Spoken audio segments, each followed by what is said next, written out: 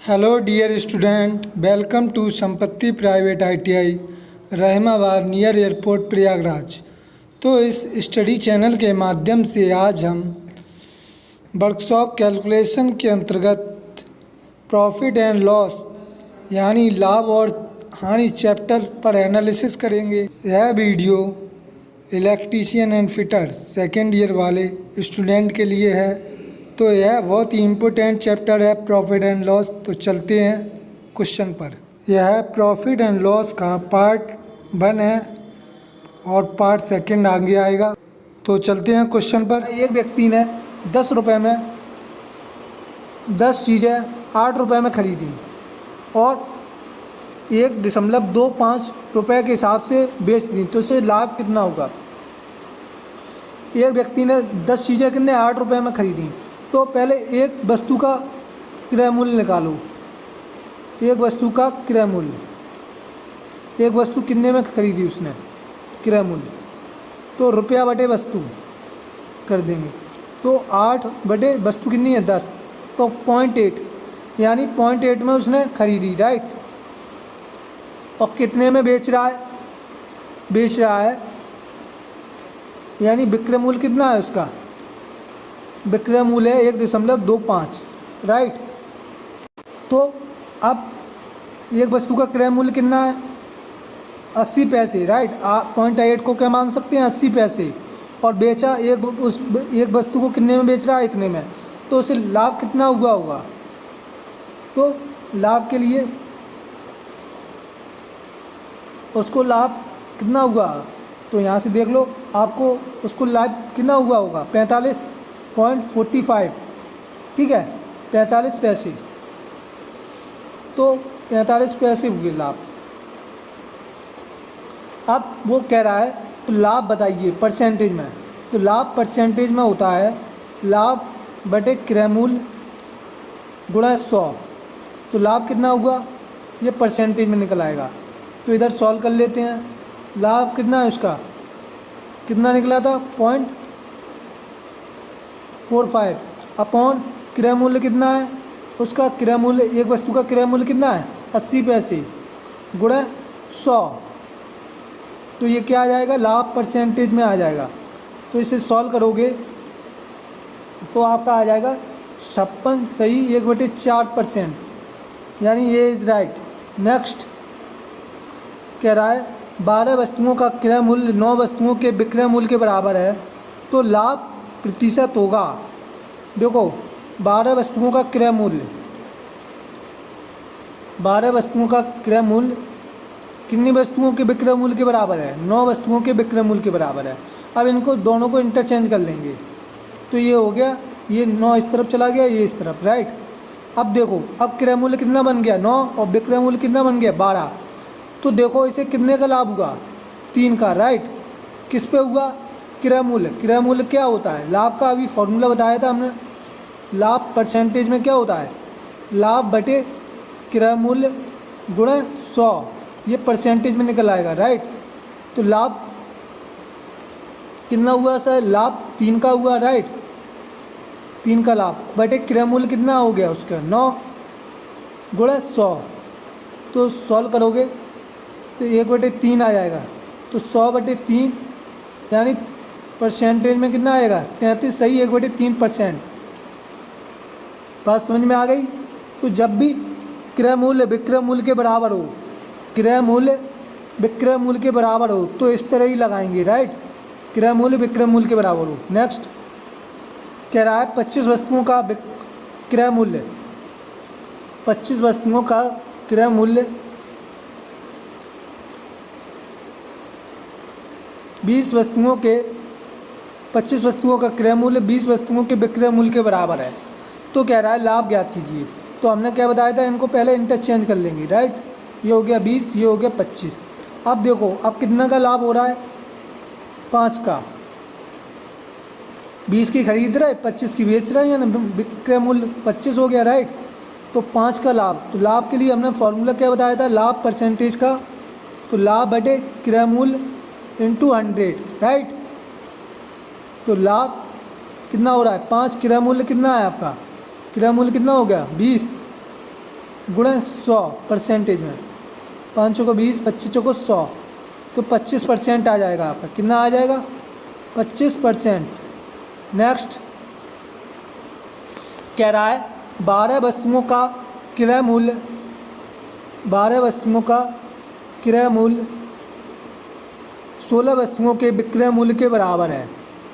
तो ठीक है, इनको इंटरचेंज कर लो। तो ये 16 हो गया, ये 12। अब देखो 16 की वो खरीद रहा है और बेच कितने की रहा है? 12 की। तो उसके 4 को क्या हो रहा है? लॉस हो रहा है, माइनस। ठीक है, तो लॉस कितने का हो रहा है? 4 का। तो कोई बात नहीं है, लाभ और हानि के लिए फॉर्मूला ये होता है, लाभ या हानि परसेंटेज में निकाल ली हो। तो लाभ या हानि बटे क्रय मूल्य, क्रय मूल्य इंटू 100, ये आ जाएगा आपका परसेंटेज में, राइट। तो अब देखो यहाँ हानि हो रही है, तो यहाँ क्या लिख देंगे? हानि आर इक्वल हानि, ऊपर कितना? हानि, तो -4 बटे क्रय मूल्य कितना है? 16 और गुणे 100, तो 4, और ये कितना आ जाएगा? -25% की हानि, राइट। -100 क्या करेगा? हानि। नेक्स्ट कह रहा है क्वेश्चन, एक व्यापारी 5 रुपये में 6 की दर से वस्तु खरीदता है और 6 रुपये में 5 की दर से बेचता है। तो देखो एक व्यापारी है, 5 रुपये में 6 की दर से खरीद रहा है, 5 रुपये में 6 की दर से खरीदी उसने वस्तु, राइट, खरीदी, और बेच किसकी रहा है?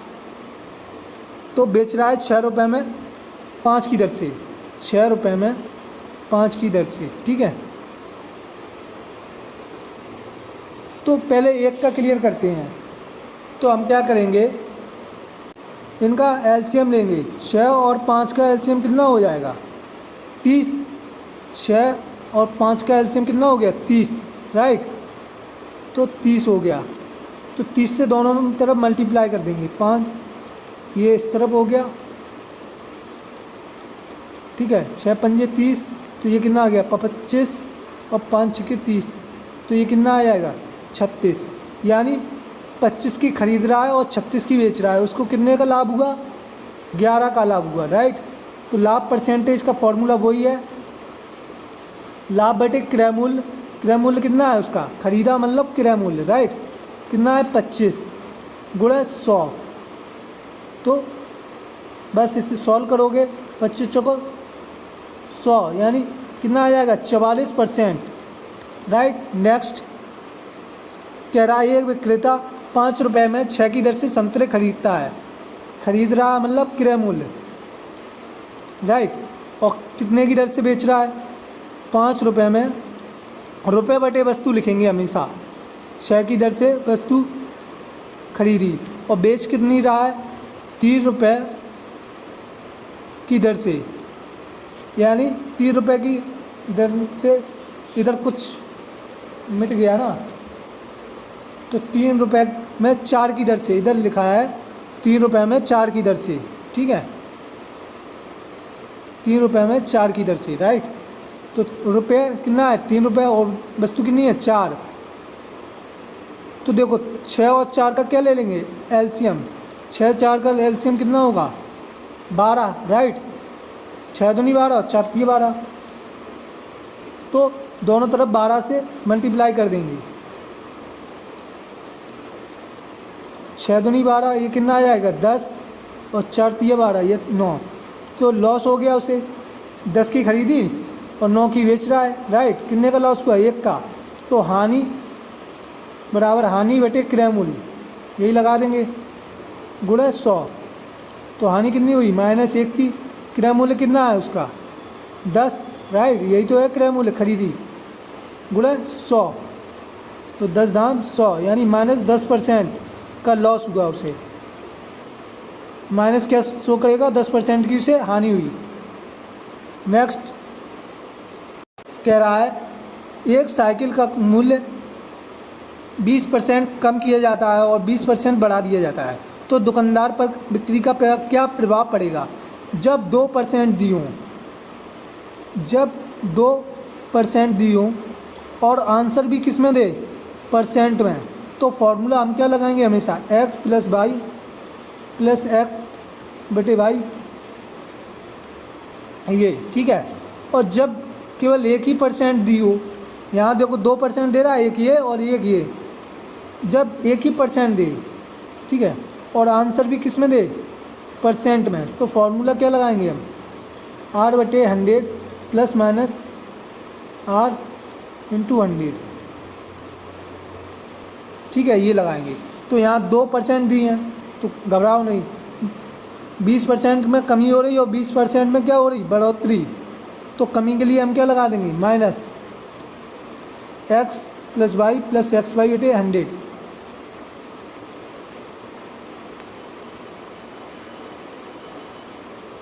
तो अब 20 की कमी हुई, 20 का प्रॉफिट, प्लस माइनस 20 और प्लस 20, इधर प्लस लगाओ या ना लगाओ, राइट,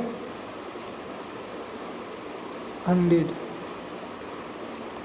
तो माइनस 20 से प्लस 20 कैंसिल, तो ये प्लस माइनस क्या हो जाएगा, माइनस 400 बटे 100, तो कितना आ जाएगा, माइनस 4% कमी, राइट, माइनस क्या शो करेगा, 4% की कमी। जब भी हमेशा याद रखो 20% की कमी हो रही हो या 20% बढ़ रहा हो, तो हमेशा 4% की कमी होगी। नेक्स्ट कह रहा है, एक व्यक्ति 2 लाख रुपए प्रति मकान के हिसाब से बेचता है, 20% का लाभ कमाता है और 20% की हानि, तो इस लेन देन पर कुल लाभ या हानि परसेंट ज्ञात कीजिए। देखो आंसर किस में पूछ रहा है, परसेंट में, कितनी परसेंट दिए हैं उसे, 2% दिए हैं, तो जब 2% दिए हो तो फॉर्मूला क्या लगाओगे, यही x plus y x y बटे 100, बस सॉल्व कर लिया। तो पहले क्या हो रहा है, 20% का लाभ, तो प्लस 20, दूसरे पे माइनस आनी, प्लस 20 और माइनस 20 बटे 100 और परसेंट में, राइट, प्लस माइनस कैंसिल, ये कितना आ जाएगा, माइनस का 400 बटे 100, तो कितना आ जाएगा, माइनस का 4% कमी। बात समझ में? तो थैंक यू वेरी मच, मिलते हैं नेक्स्ट वीडियो में, धन्यवाद।